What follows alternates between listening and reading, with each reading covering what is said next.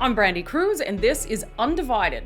Undivided is brought to you by 1530 Mortgage. Visit them at 1530mortgage.com. Today, as Washington state nears 2 years under a COVID state of emergency, the time for emergency power reform is now. You need more people in this fight against COVID. It's not just his office, and it shouldn't just be his office. Plus, a Republican elected to public office in one of America's most progressive cities. We are a society of laws, and our laws are our values. Can Ann Davison get Seattle back on track? It has occupied every thought for years for me because it's what our city is enduring, and people are going through daily life, and what they are having to think about right now is feeling powerless.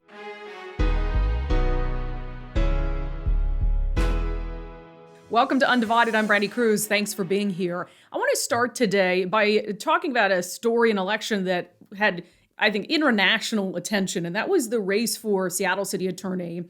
One of the reasons this race got a ton of attention is because of the lady with the tweety trigger finger, whose tweets celebrating rioters and vilifying the police had her on the defensive for the last about 2 months of her campaign.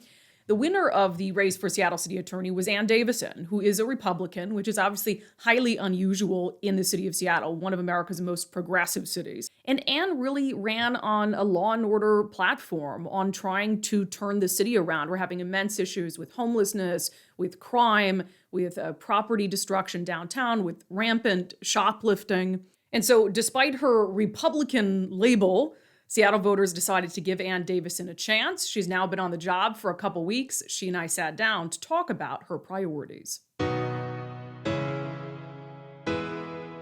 Almost 2 weeks on the job, right? Yes. What have you been doing? Is the city fixed yet? Is it good to go?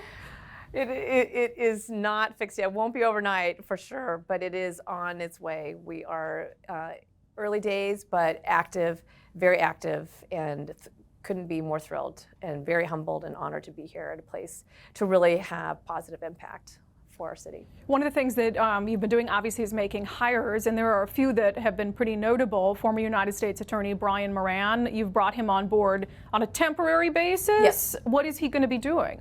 He's going to be helping with that backlog. And what is the assessment of it? What is the best way forward with that? Is significant, is over 4,400 cases. Each one of those is a victim story, and some of them have been there for a long time.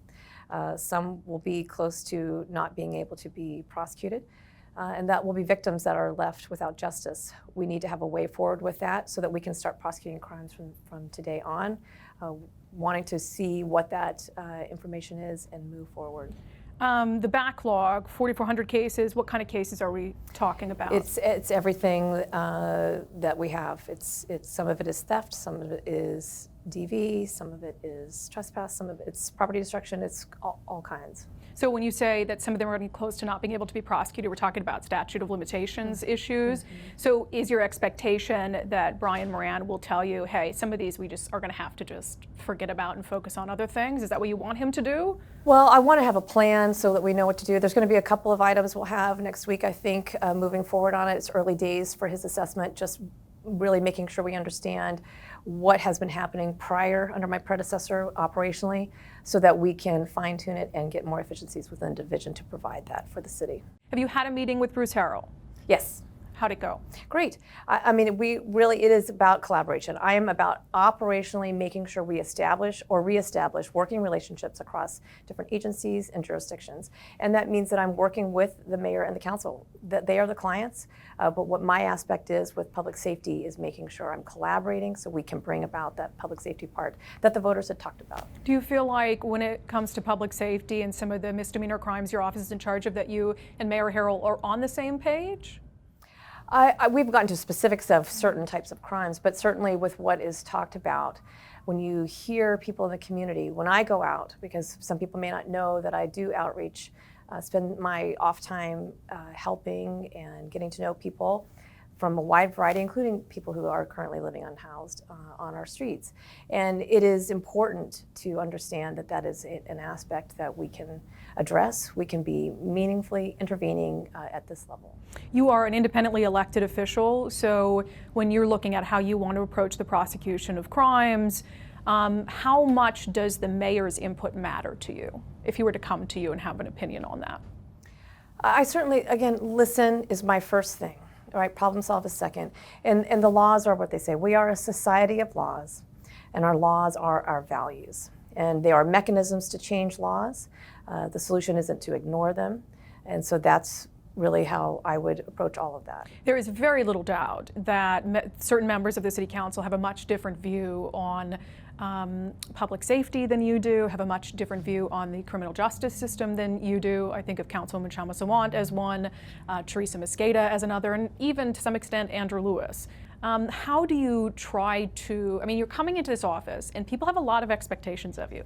I have a lot of expectations of you. I think you know that. Thanks, Brandi. They have a little hope, I think, in what you might bring to the office. How do you approach your job in the way that you think is best while dealing with what is going to be dissent from the City Council? Again, I sound repetitive, but it is listening first and problem solving second. That is how I approach every issue because I don't think that I or any one of us has the sole answer. The answer is always in the blend. And so it's not going to be something that is mutually exclusive of any way or any approach. We have to have all tools at our disposal. That's why, again, I talk about my team, where people might think that Scott and Natalie look quite different, but really they have a lot more similarities than they do differences. Because in that blend is really going to be the best way forward for the city, because it is encompassing of all aspects of that. I have no doubt that you'll listen to them, but will they listen to you? I think I'm quite pleasant, and I will try to get there. I had said that I have high expectations for you. You know, you've been trying to get into public office in some form for a few years. You and I had many, just full disclosure, conversations on background, you know, as you were contemplating running for something else. Do you feel like because of the national intrigue around your race and around you being a Republican in Seattle, do you feel a lot of pressure? I don't. You don't feel a lot of pressure? Have you looked outside? I feel very energized. Good. I'm very thankful. I knew it was going to happen. Are you going to cry, Ann? It means a lot to me to be able to be impactful in a way that is actionable and not simply talk. And I'm just beyond energized.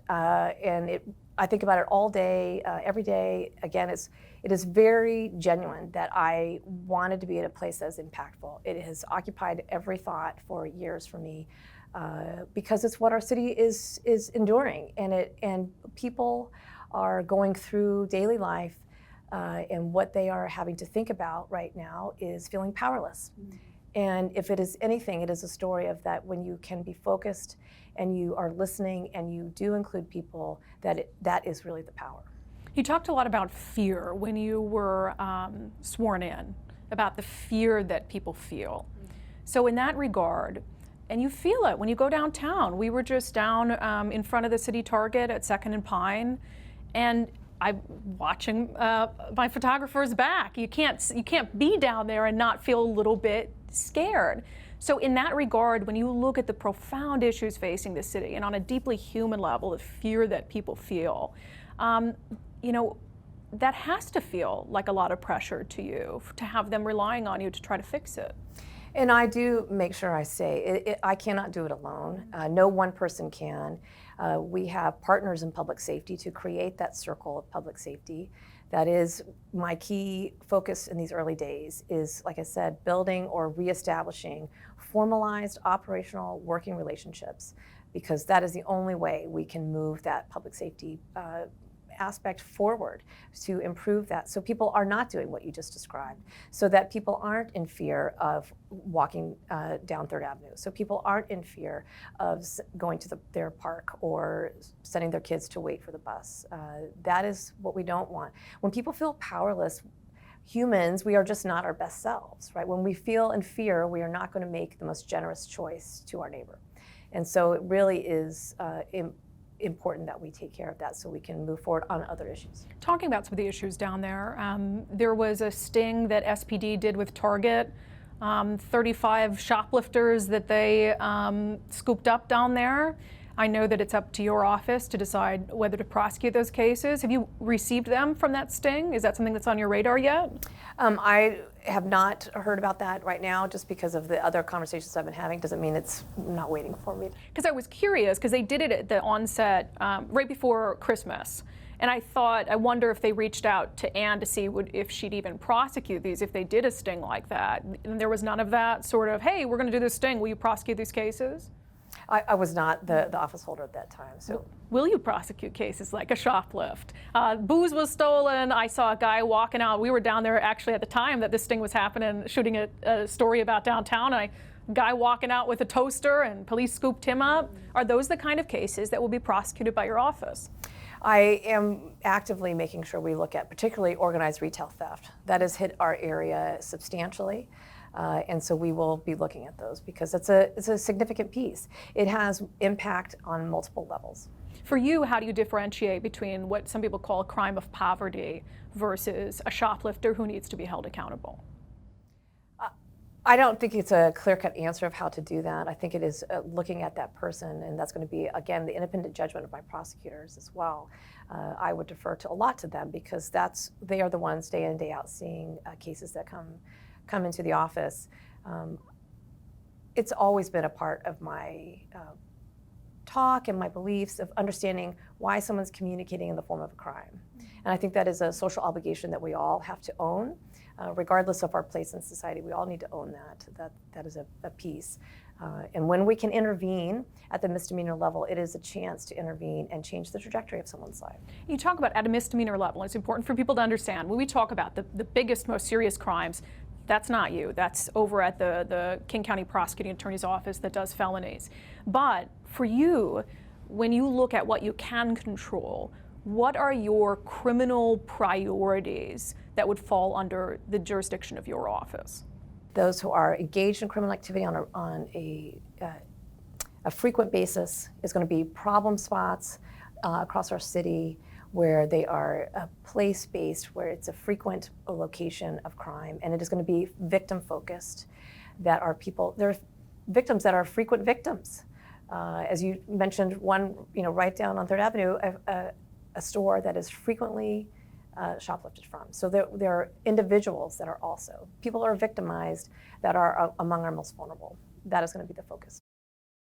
That is part of my conversation with Ann Davison, the Republican who is now Seattle's city attorney. I wish her the best. She has a lot of work ahead of her. If you'd like to watch our full interview, you can do so by becoming an Undivided subscriber on Patreon or Locals. That's patreon.com/undivided or brandykruse.locals.com. I'll have that posted for you tomorrow. One of the things we've learned during the pandemic is just how much power governors have during an emergency. And some of that is rightfully so. You want to be able to have a governor who can act quickly, who can react to a rapidly changing situation. However, the question is, how much power should one person truly have? In Washington state, Governor Jay Inslee declared a state of emergency around COVID nearly 2 years ago. And Washington is one of only a handful of states where the legislature doesn't have a check on the governor's emergency power. Now, a few months into the COVID state of emergency, Republicans started pushing Democratic lawmakers to get on board with changing the law so that the legislature can have a little bit of sign-off on what the governor is doing. And so far, Democrats have been unwilling to do that. However, there is maybe a small glimmer of hope that Democrats are coming around to this idea. We know that the legislative session in Olympia started just a few days ago. I spoke with Representative Corry, a Republican from Yakima, who is sponsoring a bill for emergency power reform. Now, the other names on the bill are also a bunch of Republicans, except one. There is one Democrat who has signed on as well, Representative Mike Chapman. He was actually willing to put his name on this thing. And there has been talk from other Democrats and even Democratic leaders that, okay, maybe it's time to take a little bit of our power back to put some reasonable checks and balances on the governor's power. So does this bill from Representative Corry have a chance of passing? I think that remains to be seen, but he and I talked about the rationale behind it. How'd you get the one Democrat? It's there. I will tell you, there is more than one Democrat that supports this emergency powers reform. There was one Democrat willing to put their name on it. And I think that's a very important distinction because, I will say Representative Chapman has rightly stood up for this for a while now, since last session, actually, when he was on a similar emergency powers bill. And I want to make it clear, we're not trying to take over for the governor. We're not trying to say that the executive branch doesn't have a role in this. You may agree with, most of what the governor's done, and that's fine. I agree with some of the things he's done. I've disagreed with others, but we have to have a point where a separate body, especially the body of the people, can come in and say, yes, we agree with this, continue on. No, we don't. We need to stop and we need to make a change. And that's really what this bill does. You need more people in this fight against COVID. It's not just his office, and it shouldn't just be his office. So this House Bill 1772 would provide reasonable limits. It would allow legislative oversight and participation in emergencies. And it's not just about COVID today. It's really about addressing what we believe is kind of a glaring issue with our current state's emergency powers. So when you talk about how this would operate, you said you guys would sign off after 60 days, and then would it be every 60 days thereafter?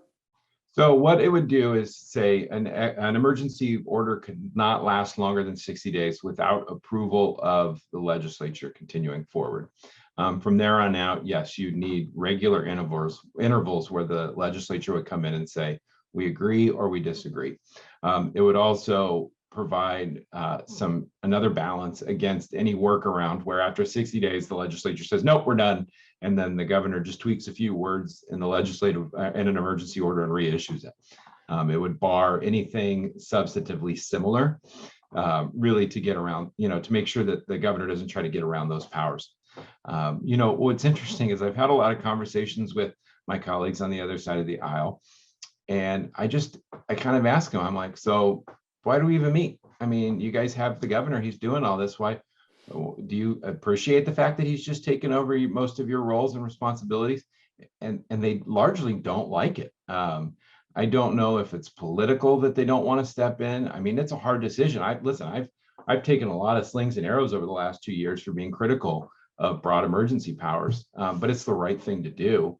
And so I'm going to continue to urge my Democrat colleagues to say, hey, step up and join us. I mean, I also tell my constituents, even if we got this through, doesn't mean some of the emergency stuff does changes overnight.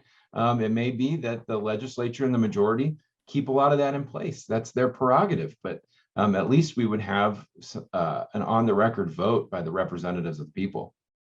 And I think that's what's really, as a journalist, I guess, what I like about it is knowing where each member of the House and Senate stands on these really critical issues that are affecting people across the state. House Speaker Lori Jenkins has hinted at, going back to the summer, about her willingness to discuss the issue of emergency power reform. And she has even recently said that there will be hearings on emergency power reform.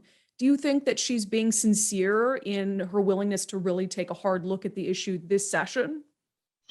I've never had the speaker mislead or lie to me personally, so I would take her at her word. I mean, this is the session where we'll find out if she was being sincere, right? And I'm going to continue to push on that. I think that a large part of her authority and some of her responsibilities, as well as the Senate's, are being, kind of taken over by the governor. What would you say to Democrats who have told you privately that they don't like what's happening, but have been unwilling to step up and say so publicly? What I've said to them in my conversations has been, listen, I understand the position you're in. I've seen how members have been treated in the last couple of years if they step out of line. On controversial votes, and is it the right thing to do? Then you do it. Otherwise, why are we here? What's the point of being here? I mean, you signed up because you wanted to make a difference. This is how you make the difference, even if it's difficult. I'll always continue to have their back and support them. And they're in a different world than we are, right? I mean, obviously, I'm not in the majority. I'd like to be. I think I think we could do a lot of good for the state. But they need to know that there's more people that agree with them than they probably realize. That is my conversation with Representative Corry of Yakima, who is sponsoring a bill that would rein in not only Governor Jay Inslee's emergency power, but for future governors as well. So, of course, we're going to keep track of that. I have been very vocal that I believe that it should be a non-controversial issue to do this, that reining in emergency powers isn't about one governor. It's not about one emergency. It's not about COVID. It's about a better way of government, and it's about being more accountable to constituents. All right, so I was going to end the show with, well, if you haven't heard about this yet, I talked a little bit about it on the Undivided podcast on Friday. You should listen to that episode. But if you're not familiar with the story, so Washington State has a vaccine mandate for government workers. And we had a terrible snowstorm about a week and a half-ish ago. And there were some main roads across the state totally shut down. In one county in Washington, Kittitas County, which is in central Washington, was just buried in snow. And their public works department reached out to the Washington State Department of Transportation and basically said, hey, we're willing to help you clear this state road if you need some help. And the state of Washington said no. When did you guys realize that they were not going to accept your offer of assistance? Right after we called and offered to help. What'd they say? If you're not vaccinated, you can't work for us. So there's been this whole back and forth between those Kittitas County leaders and the Washington State Department of Transportation about what really transpired here and about whether, it's being overblown, et cetera. And I was going to end the show by talking about the pure gaslighting of the Washington State Department of Transportation and its director. But as I got to putting that piece together, I thought, you know what, this deserves its own episode because I really have a ton of thoughts on this, and I want to make sure that I give it the time it deserves. So tomorrow, I'm going to put out a bonus episode of Undivided right here on YouTube. So stay tuned for that. It'll be a Brandi rant episode. I think we'll have a lot of fun. Anyway, if you haven't, by the way, subscribe to the podcast. If you've just been watching the videos, we also have a twice weekly podcast that airs on Mondays and Fridays, Undivided with Brandi Kruse, wherever you get your podcasts. And of course, I've always got to make my pitch to make you paid subscribers. If you're not already, I can't continue to do this work without paid subscribers. You have two options for that. You can become a subscriber on Patreon, patreon.com/undivided. Or you can become a contributor to my locals community, brandikruse.locals.com. As always, thanks for being here, and thank you for your desire to help give common sense a comeback. Undivided is brought to you by 1530 Mortgage. Visit them at 1530mortgage.com.